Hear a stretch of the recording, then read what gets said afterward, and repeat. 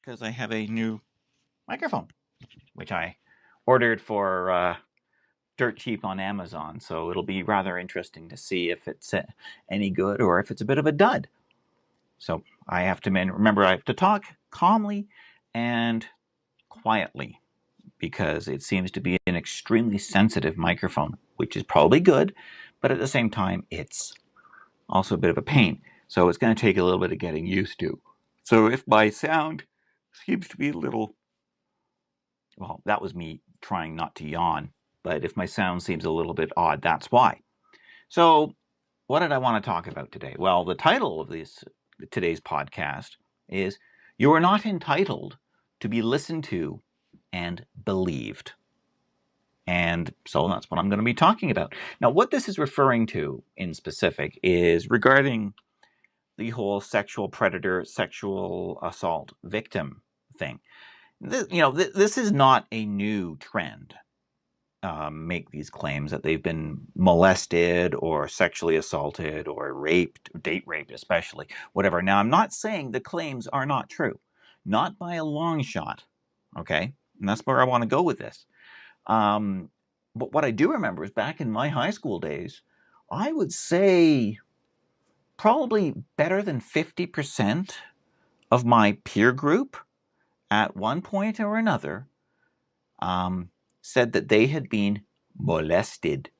And it seemed to me almost like a badge of honor for these young ladies. Now, I don't know how much of that is true. I'm inclined to say, probably a good high percentage was true. A lot of these people I don't have any contact with anymore, and I'm not going to use any names. I'm only referring to my experience when I was a teenager. And as I said, I expect that most of these were probably legit claims. And there's no reason to suspect otherwise on my part. I've got an article here from Variety.com. Lena Dunham. She apologizes for defending the girl's writer accused of sexual assault. So she's backtracked on herself now. Earlier, she initially defended Murray Miller, the girl's writer who was accused of sexual assault by actress Aurora Perrineau.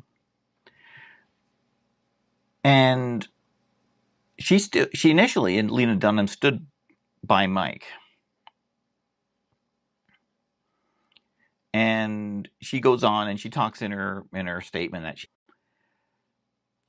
people are entitled to be listened to and believed, you see, and that they are confident that this is one of the 3% cases that are misreported. So balanced in what she's saying in that initial statement that she released. Now, I thought the initial statement was A, pretty gutsy, and B, a refreshing change from what we usually hear, which is the moment someone's accused, that's the end of it. They're done. And I know at least one person says, well, I'm going to apply their listen and believe philosophy to them 100% because this person doesn't like Hollywood and doesn't like the political stance that they have.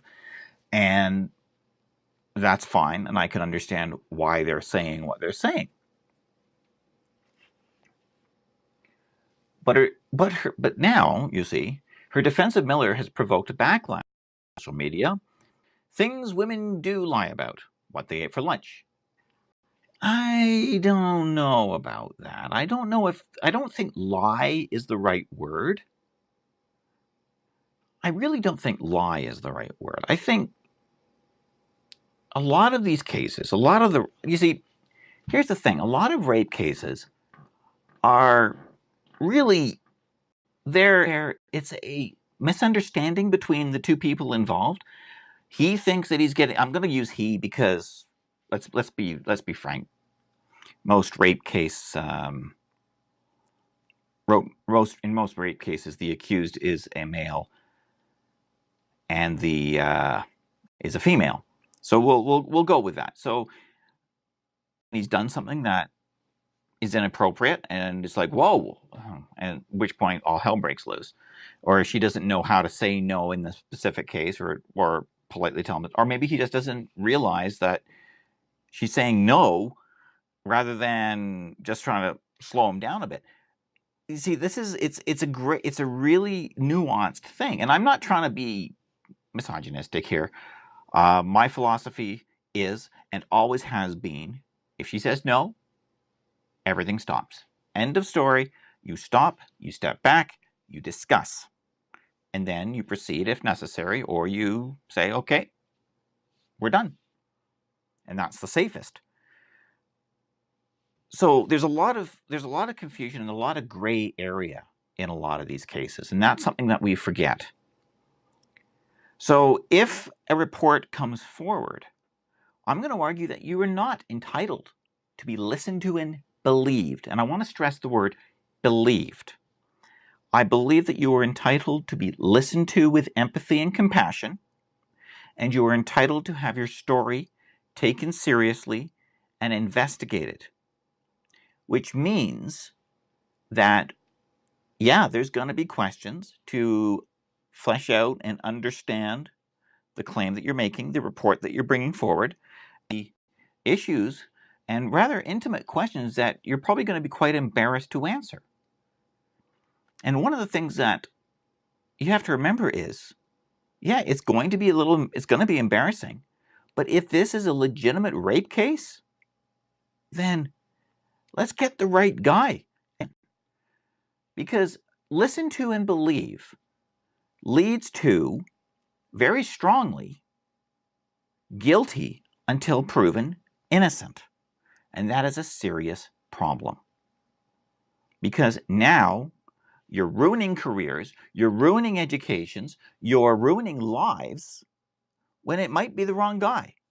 Consider the guy that was accused by Mattress Girl. I can't remember her name, but Mattress Girl. This is the girl who carried around a mattress as a so-called art project to raise awareness about her plight.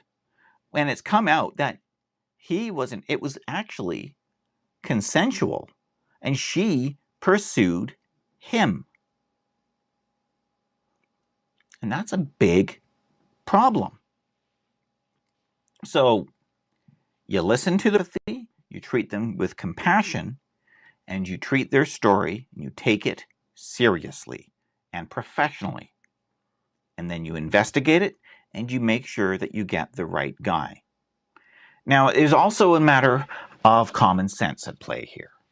Common sense meaning you have to take steps to protect yourself. First, you never accept a drink directly from him.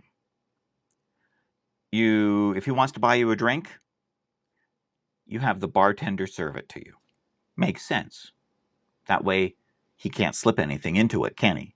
And if he does slip anything into it, all bets are off, by the way. If he slips something into the drink, now he's drugging you. That's a serious issue as well. You know your limit. You drink responsibly. I see, we're going back to the alcohol thing, but there's more, right? You don't walk down the street through a dark alley at 2 o'clock in the morning alone. You take a cab or you go with a group of friends. This is what I mean by taking steps to use common sense to protect yourself. And if you can't, if you realize that you're going to be you would be going home alone, then you either leave earlier, you leave when your friends are leaving, or you don't go out with them to begin with if you figure out that you're going to end up coming home alone at 2 o'clock in the morning. And there's something else going on here. This is what sparked Slutwalk. There was a cop who basically said, don't dress like a slut.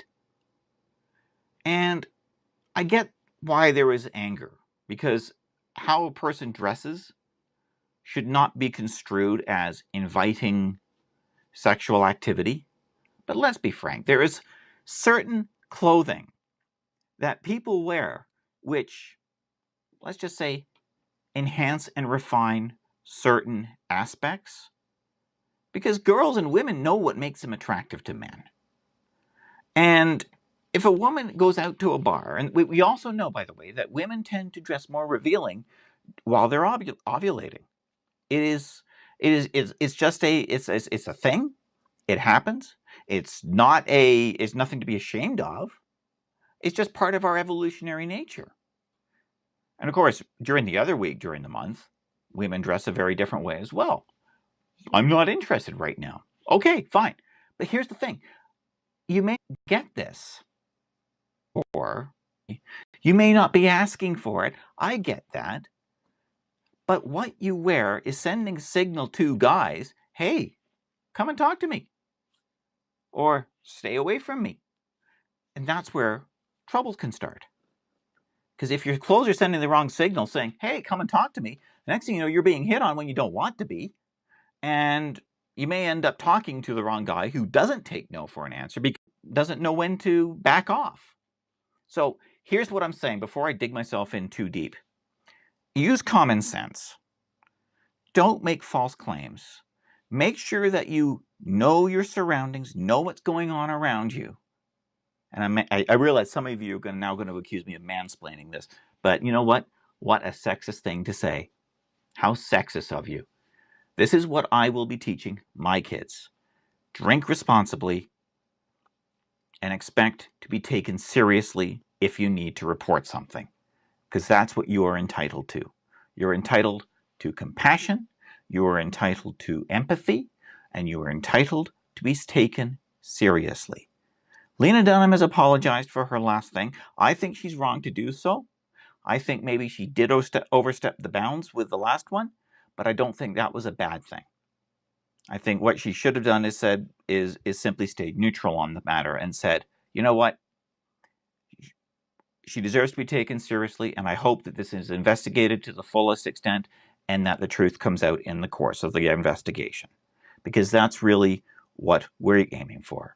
Remember, in a criminal case, it's never about what is true. It's about what you can prove. And if it's true and you can prove it, you have a case. And I know it sucks, and I know it can be very embarrassing and painful, but let's make sure that the right guy, the real asshole, the guy who actually did the deed, is the guy going to jail. And there you have it. That's Monday, November the 20th, 2017. If you like the show, please remember iTunes. You can find me in those two places, and sponsorship is available if you want to sponsor the show. Patron over on Patreon. It's never expected, but it is certainly always appreciated to choose to do so. And of course, you can find me on Facebook, Steve Speaks Freely, and of course, I'm on Twitter as well, at SC Britton. So I wish you all the best, and I will talk to you on Wednesday. I'm Steve Britton.